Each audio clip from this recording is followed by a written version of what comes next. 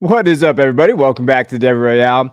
We're got another Devy running back tier video for you. So last week I did a quarterback video and I said, hey, here are the tiers. Here are who some dynasty assets are that you could kind of trade for and to kind of understand what you're getting yourselves into in Devy. And I got some good feedback from that because I don't think anybody else is doing it. And so I want to do a running back tier. So what we're going to be looking at, and I doubled this one. So I did 12 for the quarterbacks. We're doing 24 running backs and then a few on the watch list. Like, hey, here are the guys that you need to know.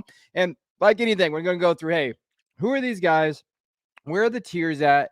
What are the dynasty assets out there, like on the NFL side, that maybe they, equivalent value? And then I'm going to give you guys a little bit of draft strategy for Devy in terms of the running back position that I've used in my Devy leagues that have shown that, shown promise and shown that it works. So hit that like button while the intro is going, and we'll catch you guys on the other side.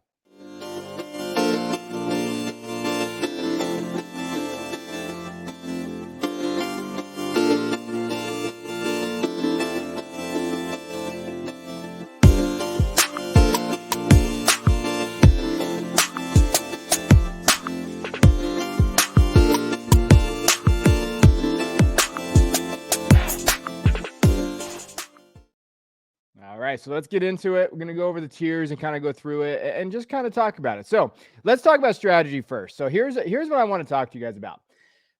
For me, when I'm looking at this scenario, so there's a kind of a misnomer about running backs. And I also think that we're seeing a shift in the running back position. So we're seeing a shift in the running back position in Dynasty for sure. Like you're looking at the top guys coming in, Bijan is number one. And then, oh my gosh, we don't want running backs anymore. We're starting to see that a little bit in Devy circles, right? So like the idea is, hey, where do these guys get value? Like where's our running back value? So for me, the one thing I try to do is I'm going to value top end running backs more. The reason why is like these top end guys, so these guys that we're talking about that have that ability to really like set the market value. Bijan, Singleton, Travion Henderson, Raheem Sanders, like guys like that, right? Jahmyr Gibbs, like those guys seem to hold their value. So when we're looking at where that value comes from, that's what we're talking about. They're going to hold their value and they're going to have it. So like I value the top end guys. Now, I will say this, I don't value the mid-tier guys. Like, so for every Javonte Williams out there that kind of pops off and, oh my God, you got him in like the 30th round of drafts, or if you're in like, a college draft, or, he's undrafted in Devy and he's in your rookie drafts, there's so many stories about dudes that just never panned out, right? So I'm very careful with that mid-tier running back in your Devy drafts because the hit rate on those are just not good. So I'm going to value those top end running backs really heavy. Those first 6, 7 picks in your first round, if you can get a top end running back, I think that you hold that value throughout the year and you can do a lot of things with them. I aggressively rank freshman backs. So what I do is I look for these freshmen that are coming out, and you'll see it in my rankings today, my tier rankings today. Like I'm aggressively ranking these guys. So like, I was big on Travion when he was coming out over the summer before his senior year. And I said, hey, he's a Bijan level prospect. And what I meant by that is a value prospect, right? Now, he achieved that his freshman year. Sophomore, he's dipped a little bit. But after his freshman year, you still had Bijan-like value, right? So that's why I tend to value these guys as high as I do. Singleton, I call them the Travion Henderson value tier. So when you're looking at these freshmen coming in, you got to value them pretty high. Now, you always have some guys like Quinshon Judkins popped out of nowhere last year. Like you're going to see those guys, but value those top end guys. So, and again, this running back class is a little bit more difficult, the 26 class, than not as many top end guys, but like Cedric Baxter, right? Justice Haynes, Richard Young. I love those two Alabama backs. Caleb Jackson's getting slept on a little bit. Like, so value those top end guys. You're going to see that. And value those freshman backs, and do not draft running backs for need based on your dynasty team. I think this is the one mistake I see a lot of Devy managers make. You're looking at your dynasty roster, it's aging out the running back position. You see it on the market, like, oh my gosh, I need to go get aggressively kind of attack this running back class.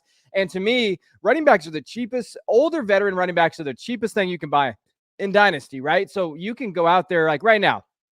Joe Mixon, super cheap. I don't know if he's going to get cut, but he's super cheap. You could have like a Leonard Fournette kind of 2-year run, and you could go get him for very cheap. Running backs are almost like veteran running backs are most replaceable assets in a dynasty, especially Devy, because people tend to be more Devy oriented or rookie oriented or young guy oriented. So like, don't draft for need at that running back position. It never usually pans out. What I'll do is if you draft like a younger quarterback in that 4th, 5th round, right? So just looking at mocks, just trying to go over like, hey, where are we going with this? Nico from Tennessee, quarterback there. Dante Moore from UCLA. they're going in the 4th or 5th round, right? Jackson Arnold, maybe 3rd, 4th, 5th round, depending where you're at. If you draft one of those quarterbacks late, and then he pops off. Now he's a top 3 quarterback, presumed top 3 quarterback next year. You can use Jackson Arnold in a trade to go get a running back on the NFL side, right? We're not accumulating points on the college side for Devy. It doesn't matter. So you're looking at value plays. Like that is the most important there. So do not draft for need. All right. So I hope this helps a little bit. I want to give you a little strategy beforehand. 3 of the biggest things that I kind of make sure I hit on. And don't draft for need means you go take some wide receivers too. Barry and Brown go in the 3rd or 4th round could really pop off. And maybe he's the wide receiver 1 of the class. And now you're looking at having like the wide receiver 1 of next year's class. And you can still use him for that value. And very rarely do I have a lot of running backs or other people on my roster stay on my roster for the longevity of my Devy league. I move them and churn them, and that way you can win on the NFL side. Now, when we're talking about tiers, so let's go through here. So the first tier for me is tier 1. We got Travion Henderson, Nicholas Singleton, and Raheem Sanders. And that's typically what we're seeing right now in Devy drafts. These tend to be like the high guys in terms of where they're at. I think, I had a question recently, why is Travion Henderson ahead of Nicholas Singleton? And I think it's just based on presumption. Hey, he's going to bounce back from his down sophomore year where he was injured with that lower ankle sprain. Nicholas Singleton, maybe, splitting carries with Crayton Allen. You have Raheem in there. Now, I will say this, though. We're a little nervous about these running backs right now. I would say in Devy right now, the running back position is not as sure thing as we've seen in the past. So that is why we're going to have a little bit of hesitancy with these guys. But that's my tier 1. When you're looking at dynasty value right now, super hard to judge these guys. So like on our Patreon, I do have a dynasty Devy combined value chart for you.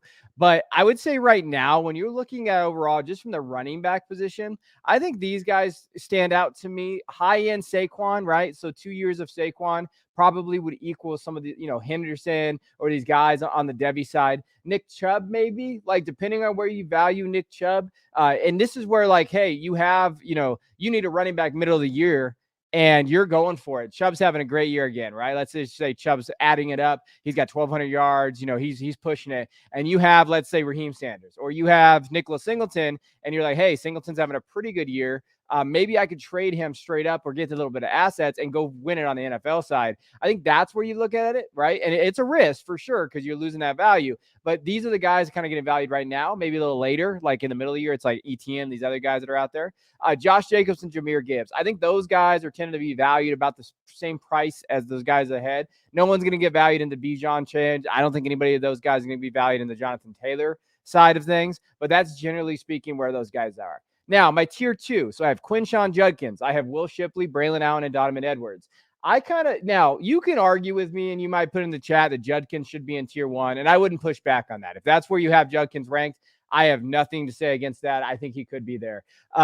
So he's either at the top elite of tier 2 or he's at like the bottom of tier 1. That's fine. Shipley, I think, is a guy that I have a little higher than most people just because his pass catching and from a fantasy aspect, PPR. So I do have him a little higher. Braylon Allen, he's not going to see 9-man boxes, 8-man boxes this year because Wisconsin got a better offense. So you're going to see him kind of rise up. And then Donovan Edwards. And really, this is the 24 class with 125 kid in here. And that's what you're essentially looking at. The 24 class is very stacked at the running back position with not a lot of separation from these guys. And that's what we're going to see this year is how much these guys can separate from one another. Shipley's getting into a better offense. I know people think that Phil Maffa is better than him.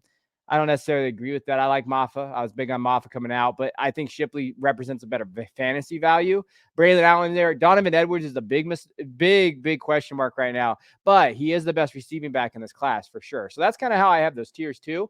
But a lot of movement going to be in this tier. I think Judkins is pretty safe, but these other 3 guys, we could see Braylon shoot up. We could see Shipley fall out of here. So as far as like risk reward, I mean, there's a lot of risk in here. Whereas Shipley, he's getting his Devy ADP is shot down since February, March. So you could probably grab Shipley in the next tier in your Devy drafts. I saw him go in the 3rd round recently.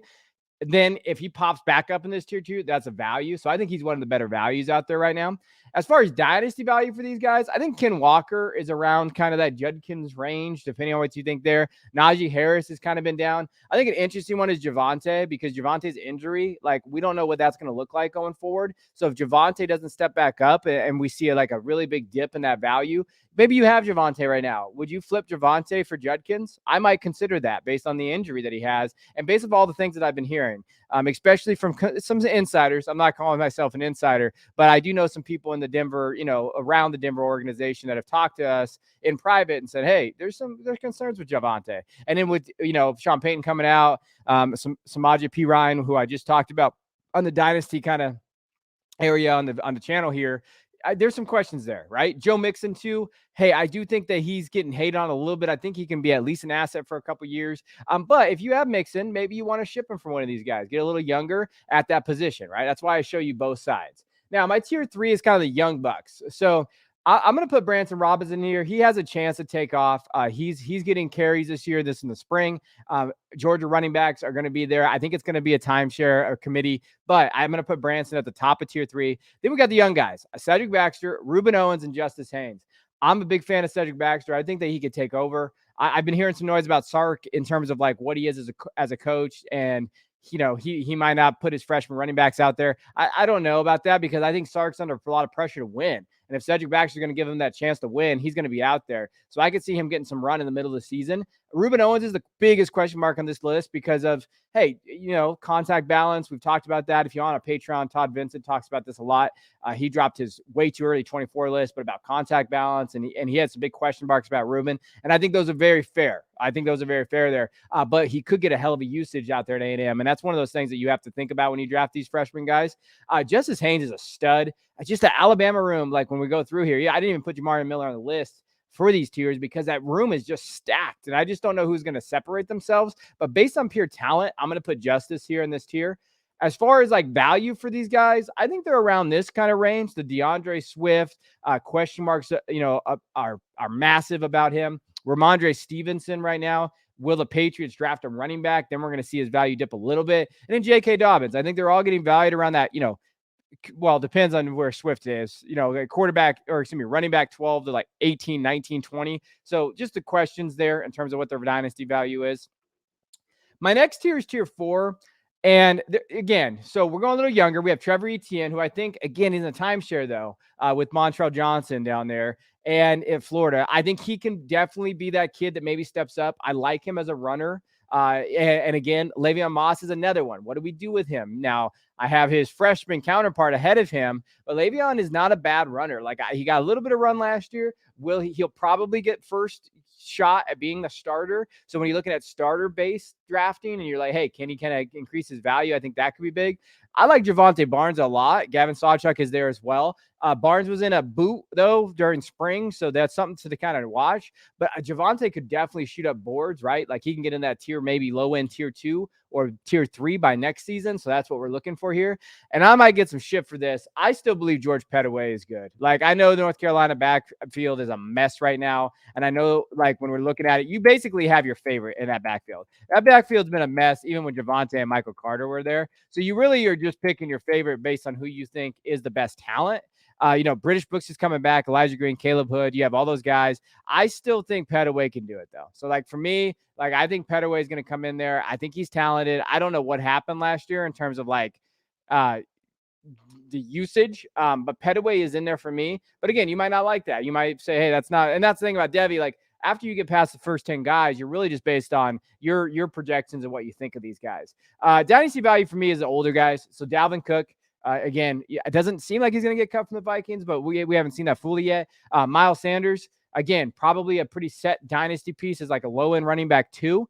And you're like, hey, maybe I can have that. And then Cam Akers, again, he looked good the last 3 games of the year. Maybe you have value. Maybe you have Akers and you have a kind of a rebuilding team. Maybe you can move Akers for one of these pieces. And then you see that value kind of pop off and you're excited about it. And then you can kind of reset your roster, right? That's what we're looking at here.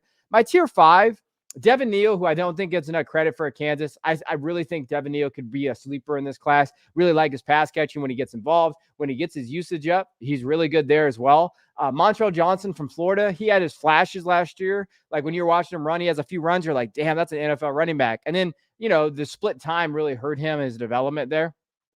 Quentin Joyner is a guy that I tend to like a little bit more at USC. I think he can get a little bit of run. I don't know how much run he's going to get there, but if he turns into that red zone, if Austin Jones, Marshawn Lloyd get a little injured, banged up, Quentin Joyner could step in there. And then Richard Young is very good too. But again, he's freaking on Alabama's roster. And it's just like, I don't know what to do with it in terms of that, like that usage and where that volume is going to be. One of these guys got to transfer, you would think, but they don't tend to transfer. They stay around. Jace McClellan is another example of that. So like, I'm going to put Young here based on talent. So you basically have some young guys mixed in with some of the older. So this is like, remember I was talking about mid-tier. I think this is like the higher end mid-tier. I would take a shot on Devin Neal. Montreal Johnson, I would probably maybe pass on just in terms of like depending on where the value is at. Neal kind of holds a special place for me because I think he is a talented back. So that's kind of where I differentiate between the two. I think Montreal is more of like that committee back. Now, dynasty value for these guys, you're looking at Tyjae Spears, who kind of popped off this year, and he's like one of those Devy darlings. Alvin Kamara, Tony Pollard. I think that's generally speaking where the second to last tier is. And in our last tier here, Katrin Allen, I might have too low. So just based on my initial reads on him, like at 20, maybe too low for some. I do think he's going to split time. Some people think he's the best back in Penn State above Nicholas Singleton, who I have in a tier 1, right? So Katron might be that value out there based on where you're drafting, that he's a guy to look at. I do like Katron, so I don't want you guys to think I don't. He's getting drafted in the 5th round, though. So based on ADP and value, tier 6 is fair for him, but you could see a big value bump for him. If Singleton goes down or something that God forbid happens to him, Allen could step up and be that running back 1. And we'd be talking about his tier 2 guy, right? Like Raheem Sanders kind of is. He popped himself off and showed that. Caleb Jackson, LSU, one of my freshman young bucks. He's a stud. Came in at 210.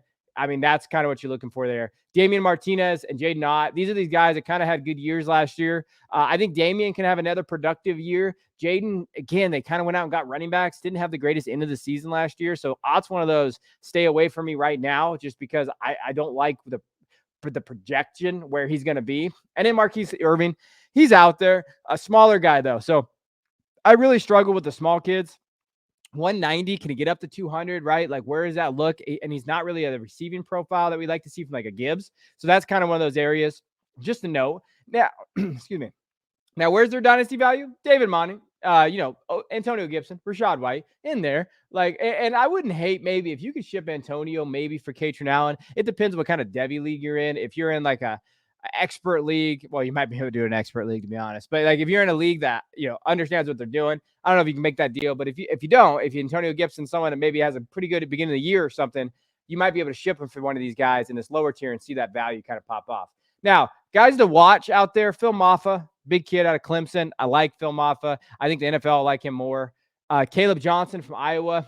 That was my big sleeper last year, so I talked about him a lot. He came on, good offense for running backs, but they haven't really done anything in the NFL. That's the one thing I would caution you with the Iowa running backs. All McCaskill coming back from an injury. Trey Benson has been kind of the love child of the Devy community. I didn't put him in my tiers, and I know I'm going to get yelled at by some people. But I put him on the outside. Like he could be that mid-tier guy that does pop off, right? So if you're banking on that, Trey Benson is there.